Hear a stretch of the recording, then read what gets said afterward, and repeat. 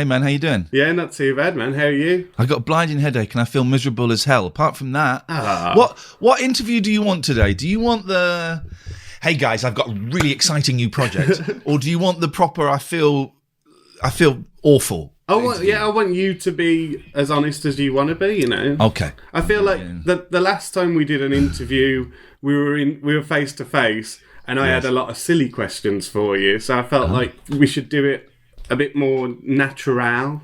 Have you matured? Yeah, in the past 3 years, I've got a hat. I've seen the hats, man. They're good. Well, I can see one now, and I know that Scott has helped you with those, and they look brilliant. He's a legend. He really is. He's a good lad. I love him. I met him, Scott Balcony, by the way, if you're wondering, years ago, because I think I must have been at Absolute, and I was doing some volunteer work at Great Ormond Street Hospital, and I just tweeted, has anyone got any like stuff I can give out to the kids?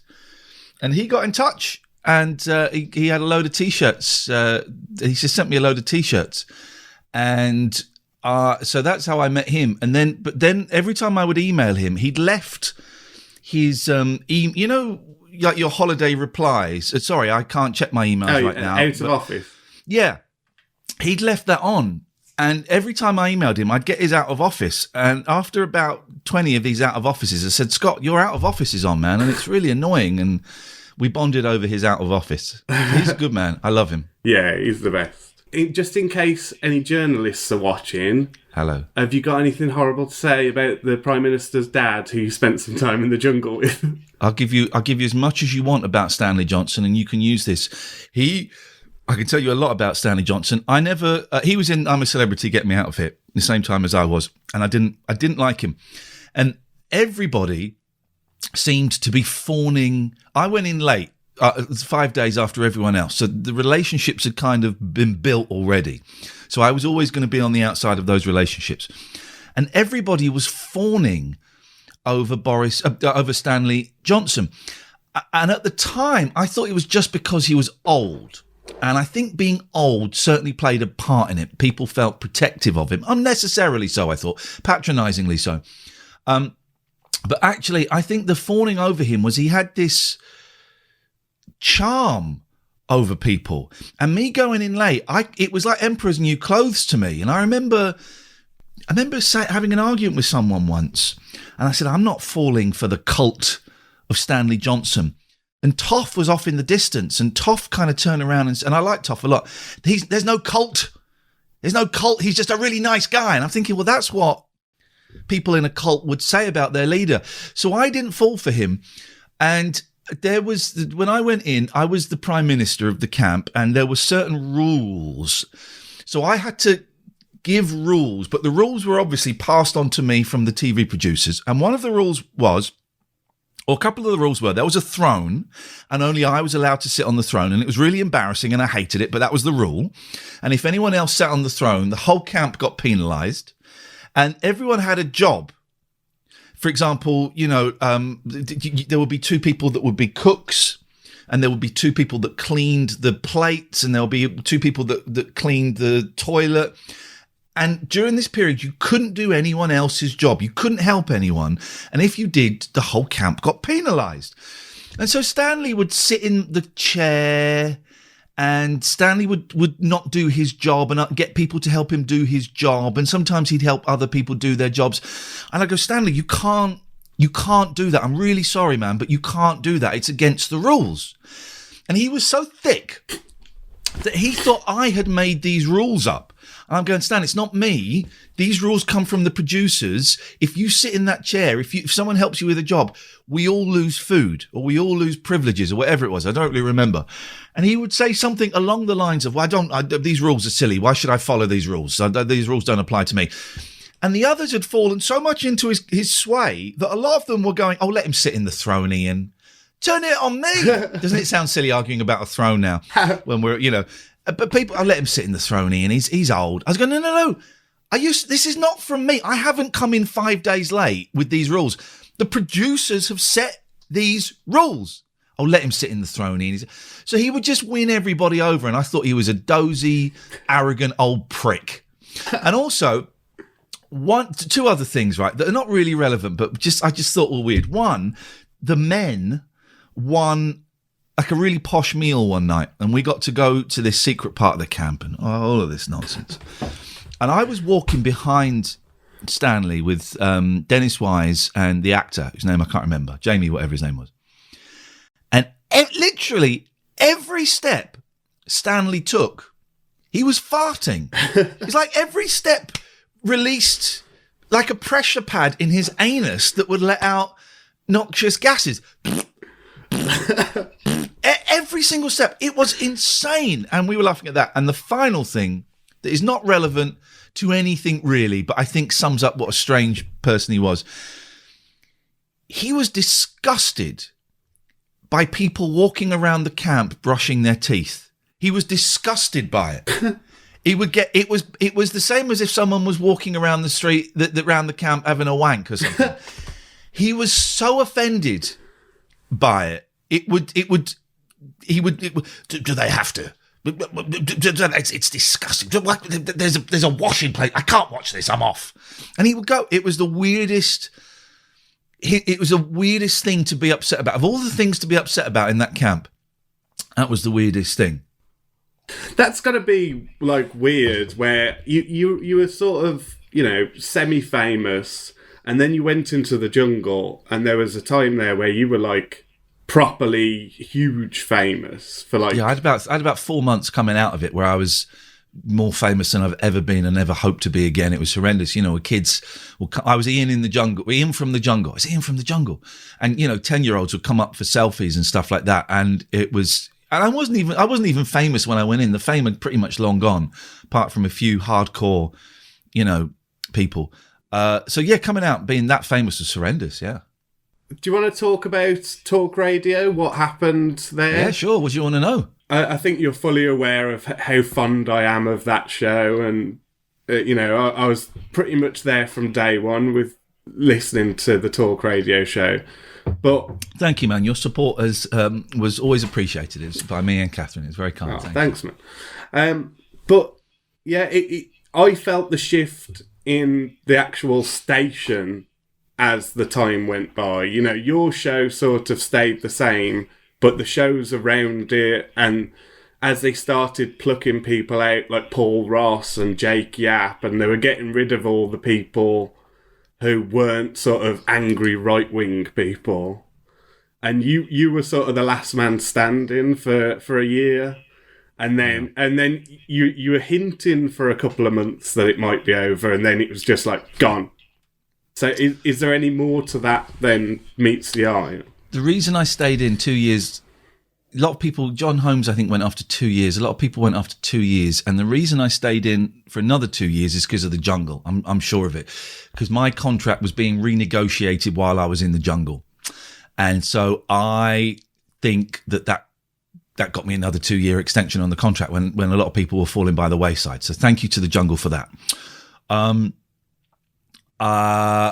It's confusing. You know, I was checking, I had to message a boss the other day to ask them if it was okay if I carried on using the name The Late Night Alternative. Probably could have carried on without asking them, but I just wanted to be sure. And one of the bosses got back and said, thanks for asking. I really appreciate that. Of course you can. Best of luck. Cool. And then I checked the last message from that boss, and it was from, I think, the 23rd of March this year, saying, don't worry, your job is safe. And by the 9th of June, my job was over. So that's where the confusion comes from. That's where the sense of betrayal comes from. That's where the real hurt comes from. It was, you know, I got suspended before Christmas because Julia Hartley-Brewer complained about me. I said something very unpleasant on the air, and she was right to complain about me, I suppose. I said Julia was going to be doing like 6-hour election special and replacing my show or something.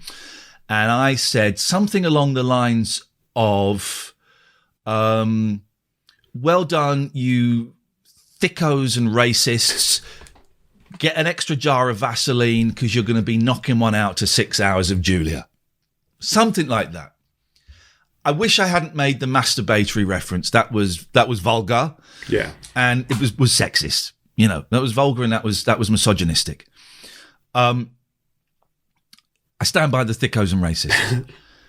And she complained, I think, about the thickos and racists. I don't know if the wank joke got a look in. I don't know. She complained and I got suspended for a couple of days. Now, there's stuff that I can't tell you, but I can tell you, Mark, later. I can't tell you that I know why she did that. So we got suspended, and from then on, actually from before that, but from then on, we kind of, Katherine and I kind of realised that the tide had turned, and we got suspended, and we nearly got the boot, and I had to go in and beg for my job back, and apologise profusely. I'll never do it again, and we're really, really sorry. And yeah, of course, we went too far, and they were saying that they told us. It got very messy and very confusing.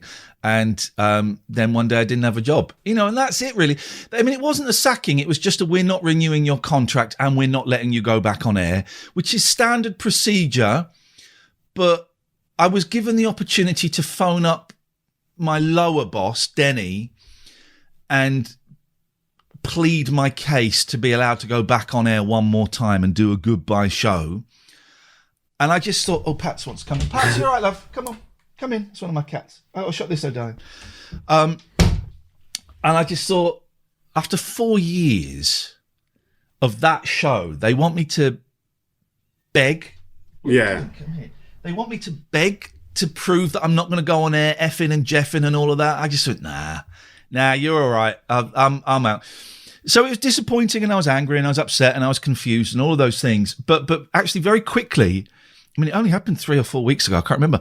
Very quickly, it became a real sense of relief, a real sense of freedom. It felt like I'd been carrying around a rucksack full of rocks that I'd forgotten I'd been carrying around, and I was able to take it off and go, oh, this is what it feels like to stand up straight. And the stress of wondering if my job was going to be there or not had gone.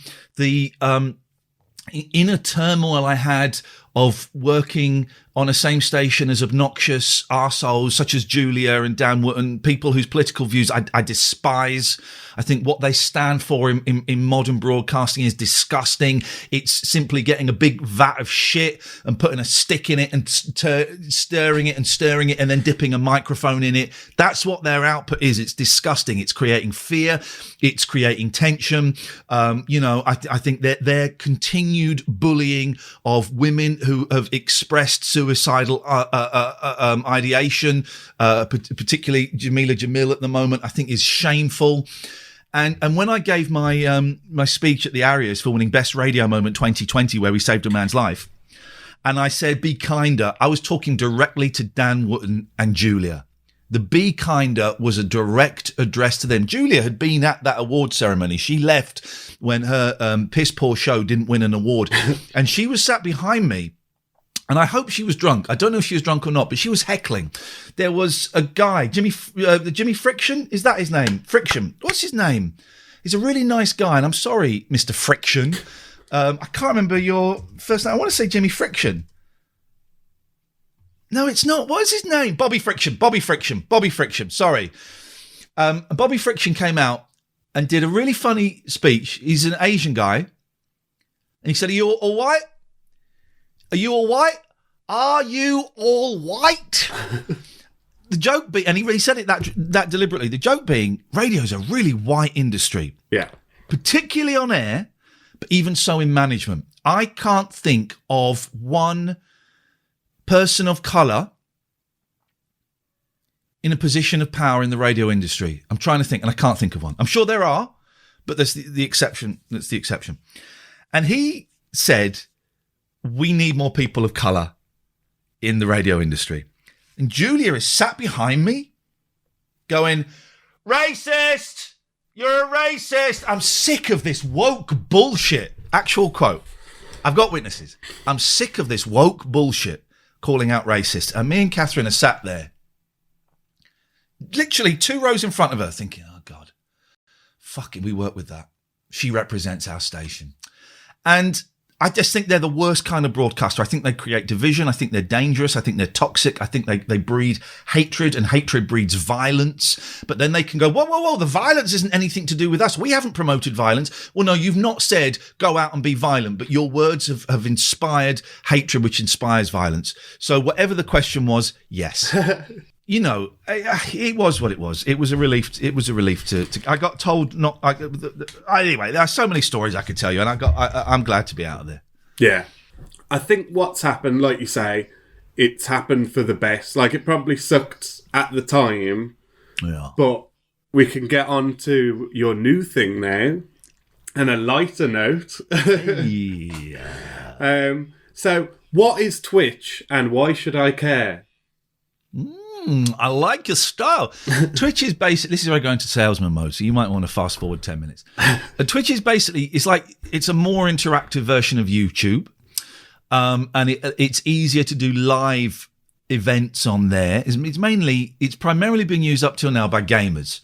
So for those who don't know, esports and gaming is a really big thing to watch. I really enjoy it. My kids love it. And people will go on to Twitch and play video games, not just Fortnite. They'll play all kinds of stuff, like stuff from the 80s, modern stuff. And you can go and watch it, and you can join in, and you can support the person who's streaming either by, just being there and joining in the chat, or you can subscribe to them. You can throw money at them. You can do whatever you want. And that's been going on like that for ages. And I've been doing a little bit of video game streaming on there. But Twitch now, it's owned by Amazon. And Twitch now want to get into making content. And I think they're going to start showing live sports. I think they're showing a football match at some point. So they're going to start showing sports and stuff. And they are also hiring what we would call content creators, what we call in the old day radio and TV producers, to make stuff. And they've got in touch with me. They saw a tweet from Jeremy Vine saying it was bad that I'd lost my job. And they got in touch. They saw that I was on Twitch already. And they got in touch and said, would you like to bring an equivalent of your radio show over to Twitch? And I said, yeah, okay. And they pay me. It's not millions, I'm not like some $25 million deal, but they pay me enough. Yeah. And I will be doing the show on there starting from July the 20th, 5 nights a week, 9 till 12. It'll be a phone-in show that you can see in my house, as I was for the last 3 months of Talk Radio. And it's video and it's interactive. And if you want to phone in, there's a phone number. If you want to Skype in so that we can see you, you can do that. We're going to get some guests on. Bob Mortimer is going to be the first guest on July the 20th. He loved, this is weird, he loved the show we did on Talk Radio. And he would often message Katherine after a particularly interesting show and say, God, Iain was on one tonight, or you two were really funny tonight, which Katherine, just fangirled over. And when I lost the job, he sent me an email a week later saying, once I'd announced I was doing this, and said, really sorry about the show. If you want me to come on as a guest to help you promote it, I'd be up for that. Oh, wow. It's amazing, isn't it? It's amazing. Yeah. So I'm doing that. If you want to join the show, it's free. You go to twitch.tv/Iain Lee, twitch.tv/Iain Lee. And you don't need a Twitch account if you just want to watch. If you want to join in the chat, you can set up a Twitch account either with just your email, your Google, or your Facebook. That's free. If you've got Amazon Prime, you can link your Amazon Prime to your Twitch, and then you click sub. I get £5. Doesn't cost you a penny. That's £5 you could never spend. If you're feeling flush, you can subscribe for money. You can chuck bits. That's all entirely up to you. But you watch the show. If you're subbed, you don't get the adverts. There's going to be adverts in it, but not many. You get to watch the show for free. You can phone up. It's a normal phone number. 2 days, 48 hours after it's gone out, you can carry on watching it on Twitch. 48 hours after it's gone out, the video will be uploaded to YouTube, and 45 minutes will come out as a best of podcast. Sales pitch over. But so are you excited about that? Do you feel like it's a fresh start, or do you feel it's going back to the well, or how do you feel about it? I think the show is going to be brilliant. Without blowing my own trumpet, because I don't have one. I know the show is going to be really good. Why do I know this? I'm really good at my job, and that's not arrogance. Well, maybe it is. No, it's not arrogance. It's confidence. I'm really good at my job, right? And I was talking to Scott Balcony, and he said, this is what you've been trying to do for years. Like when I did a thing called the Pocket Radio Show and the Pocket TV Show. He said, you've been trying to do this for years, and now you've got it, and you're getting paid to do it, right? The freedom to do whatever I want. Twitch have sent me their guidelines of what I can't do. It's fine. It's fine. I wasn't going to go anywhere near those things anyway. It's fine. It's really small, brief. So I can do whatever I want to do. The show's going to be great. It has potentially a worldwide audience. Twitch are going to get behind it and promote it. So the show is going to be good, right? The show is going to be good. But I did a little pilot last night just to test out some stuff, and it was great. And I came away feeling something was missing. And what is missing is the desire to the drive to do this is missing. It's not there. And it's not specifically because of losing my job to talk radio. It's got something to do with that. And I'm aware that it's still fairly, it's only 4 weeks ago. I was just thinking about it. I thought, the last job really broke my heart. And I wasn't happy there for 50% of the time. The job before that really broke my heart, and I wasn't happy there for a long time. Oh my God, the 2 jobs before that really broke my heart, and I stopped there. Yeah. I didn't go back any further. So that was Talk, 3 Counties, Absolute, and LBC. All broke my heart. And for a percentage of the time, I was not happy there. And I've not even gone back to the stuff before that, which would have been TV, because I don't even want to look at that right now. That means for the last 15 years, jobs have really, really broken my heart, and I haven't been happy there for a long time. God, those stats are not great, man. Those stats are really not great. And I don't want to do this anymore. I might start crying in a minute. Oh. If I do, don't worry, because it's nothing to do with you. This is me working stuff out. I don't want to do this anymore. And this show is going to be great, and I'm going to give it 100%, and you guys are going to love it. But I don't want to do this anymore. And I don't think I've wanted to do this for a really, really long time. And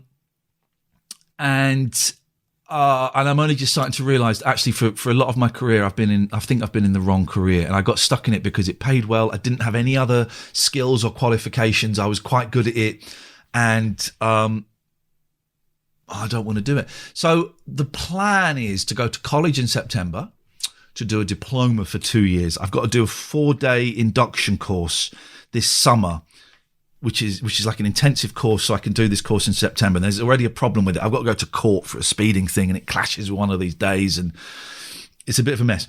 But if I do this 4 days and I pass and I enjoy it, I'm then going to go to college for 2 years and do a diploma in therapy and counselling. And then if I qualify, I aim to be out of this business in 12 to 36 months. When I came out of Talk, loads of people said, you'll be inundated with offers. I had one offer, was to record some links for a very small station, which I'm actually a fan of, and I would have got paid £90 a week. That was the only offer I had.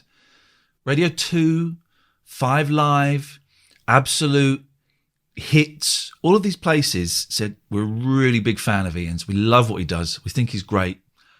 Just wouldn't fit in our schedule at the moment. We can't fucking feed the kids on that. No. I can't send that to the bank and pay the mortgage. Absolute Radio think I'm great. It doesn't mean anything.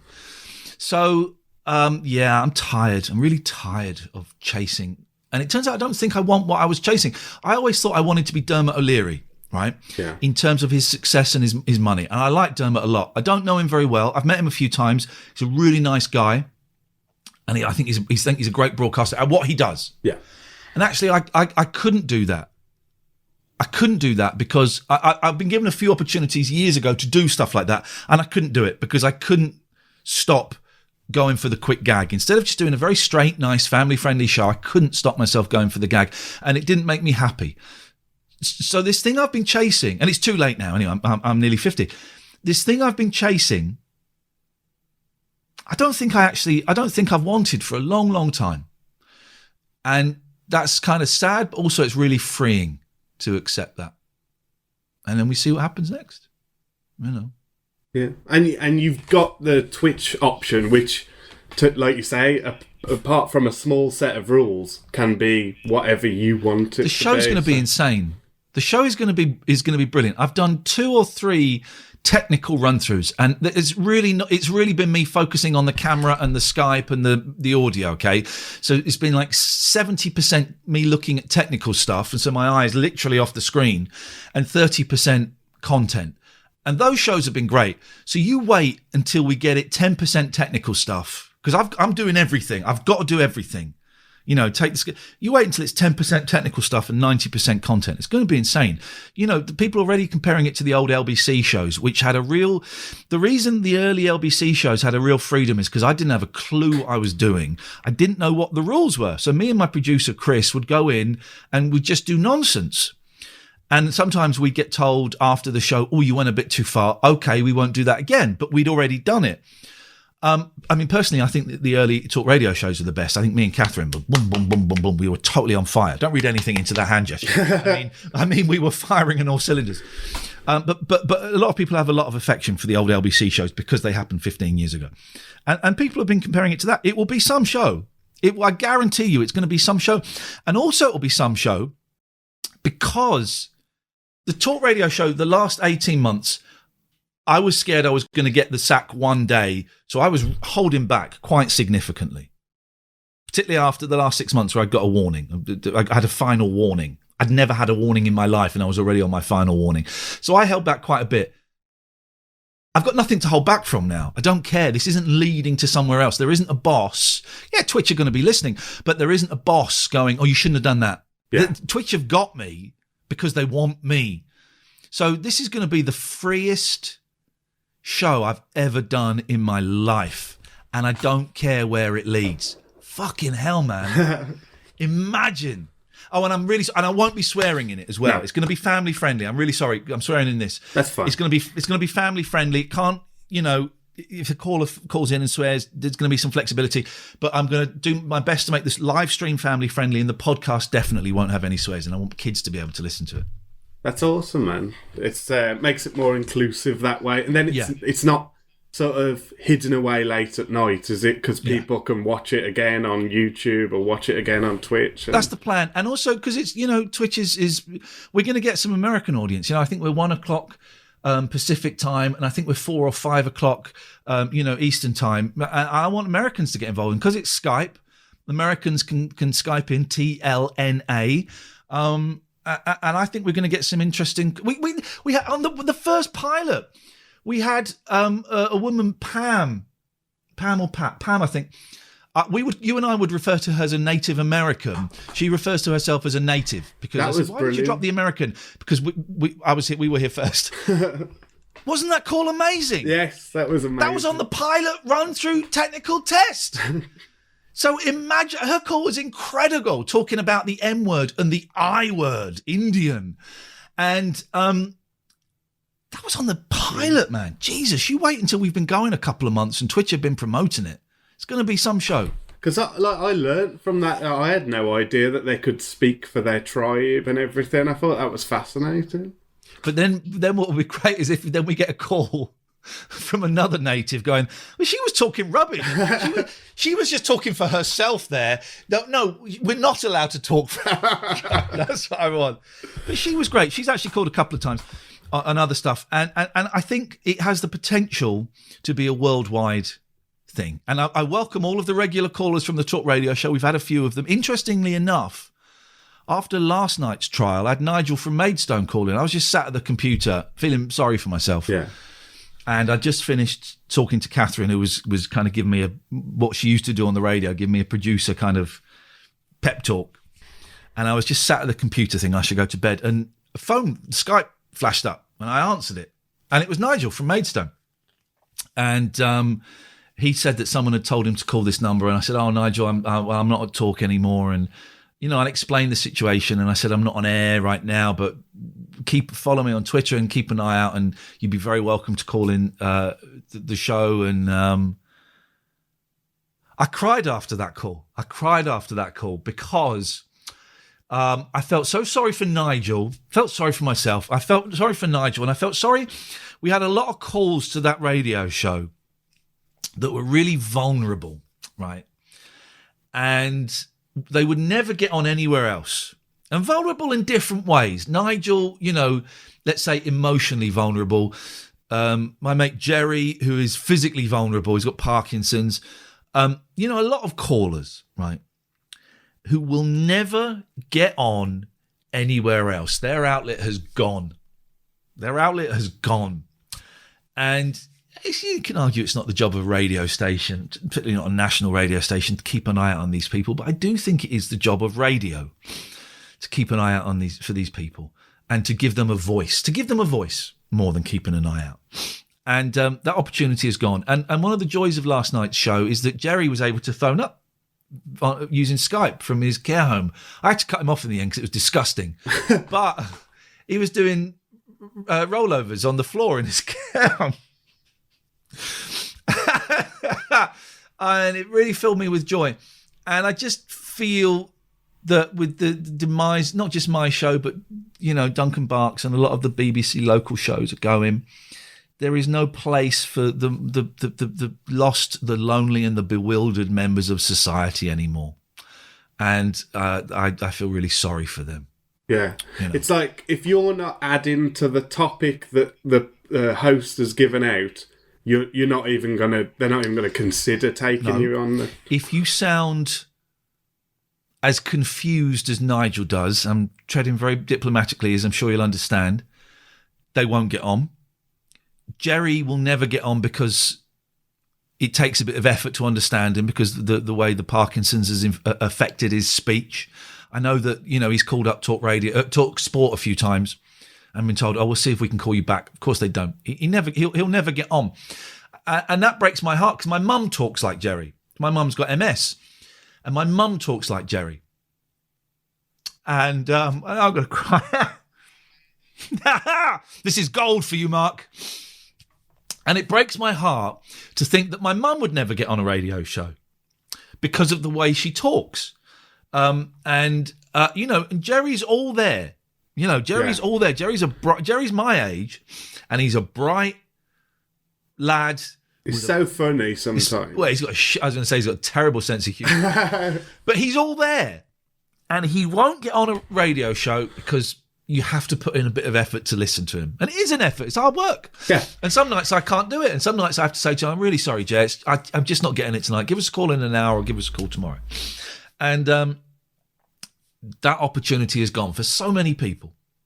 And that breaks my heart. Sorry, guys. But, I tried. And you won an award last year for that exact type of thing. What other radio show was it Chris? Could have called in too? Suicidal caller. It was Suicidal Chris. So was it. Won an award for that. We won Best Speech. I say we again. Me and Katherine won Best Speech Broadcaster in 2017. The only, I could go on the only people to win awards at that station. All of that stuff. Yeah.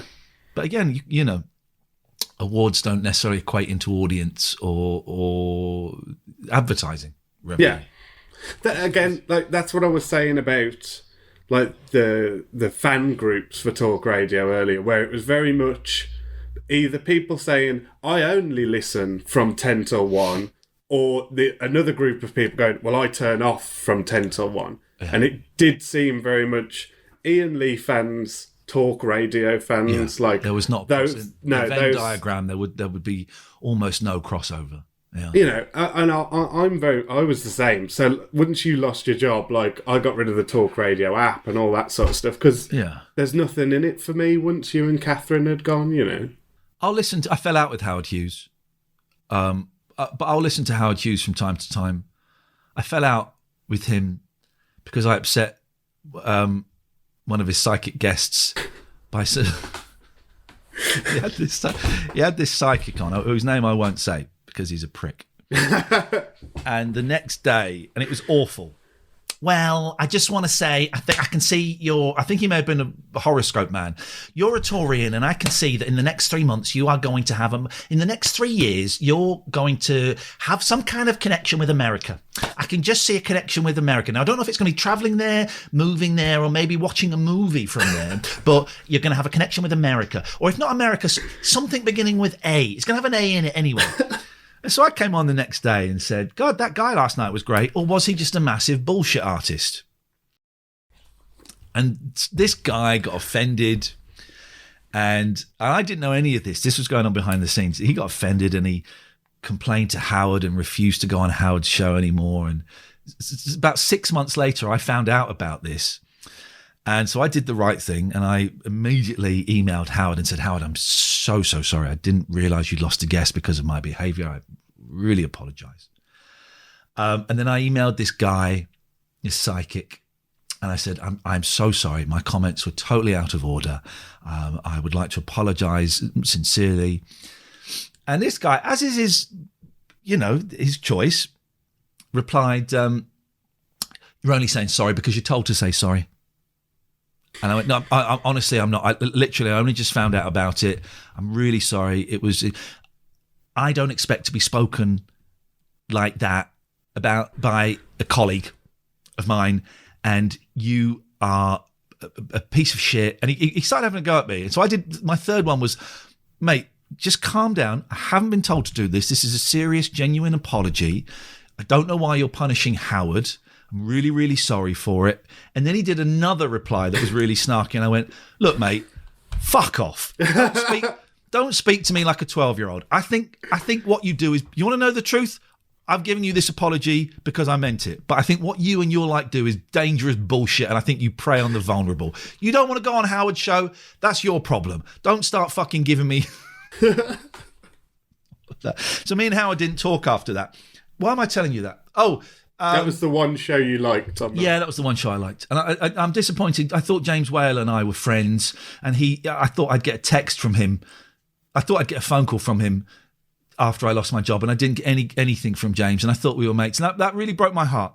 That really broke my heart because he had a couple of really sticky points over the last couple of years, and I phoned him up 2 or 3 times to check he was okay. And we argued. Me and James argued about stuff a bit. Yeah. I had a big argument once when he took the piss out of my show on air, and I stormed into the studio. I said, "What the fuck were you doing, man? That was out of order." And we had a big argument. But then we made up about it, and I apologised for the way I said it, but I stood by what I said. And I thought we'd ended on really good terms. And the fact that he didn't phone or text even, that really broke my heart, Mark. That really, really broke my heart. I was so disappointed. And he, listening to his show, he's drunk the Kool-Aid. He's going down the far right path because I think he's doing it because he's scared of losing his job. Okay. Yeah, I wasn't prepared to do that. I got principles, goddammit. Because there was a point where you started bringing the newspapers back into the studio, and we're going to cover a few more news topics, and it felt like you'd been told to do that. We were told to do that. We were told to do that a few times. We were certainly told to do it after I was suspended, just before Christmas. We were told to do that a few times. But what we would generally do is do that for a couple of weeks, and then when we really knew the bosses weren't listening, we'd kind of ditch it, And the number of times 3 days after a terrorist attack, they would want me to go in and still do 3 hours on a terrorist attack. And I'd go, I'm not doing it. It's not what people want. You feel you have to do it because you're a news station. I can tell you for now, people do not want to listen to that 3 days later, right? No. They don't want to listen to experts guessing 3 days later. They want to know which Beatle you could beat in a fight. That's it. I know it. Don't. Who's never sat behind a microphone telling me what listeners want. Probably both of the ones that are still alive because they're quite old. I reckon I could have both of them in a fight. I reckon Ringo would beat the crap out of him. I reckon. I love the Beatles so much. Son, the Beatles great. Didn't they make life just that much better? That much better.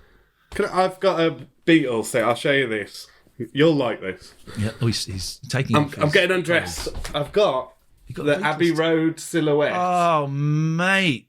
But where McCartney's cigarette hand is, everyone keeps saying it looks like a cock. It looks like a huge schlong.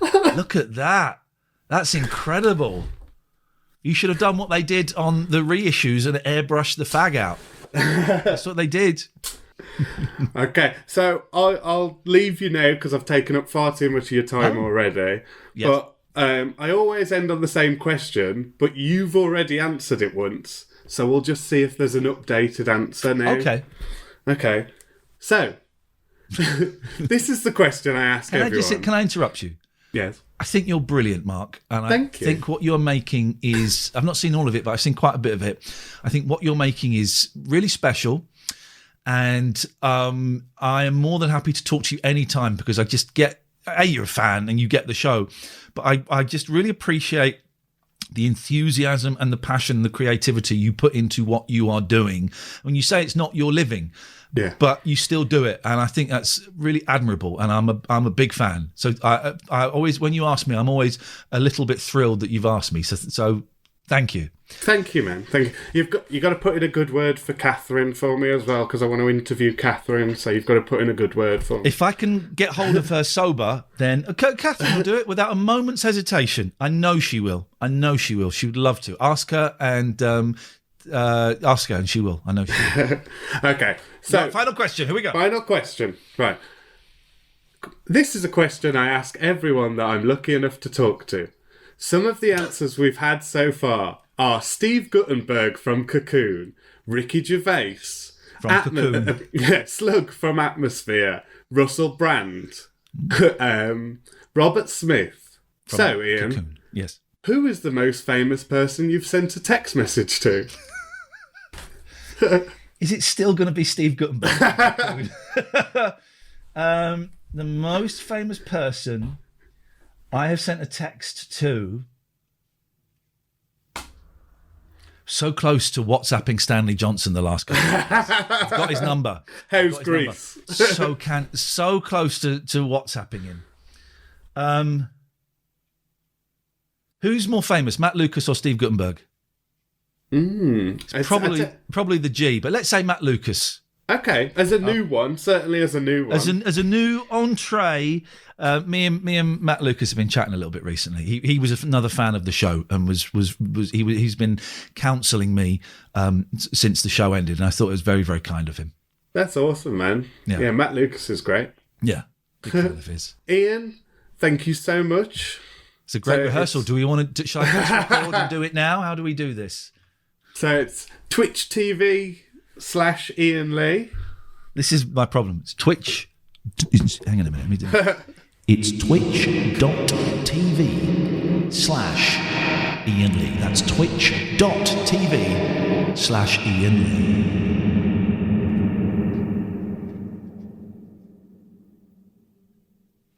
Brilliant. The echo's gone now. It's gone now. The echo is gone. That's Rob, the sound guy's problem. That's Sorry, Rob. Ian, thank you so much. It's always a pleasure, man. I meant it as well, genuinely. I think you're brilliant.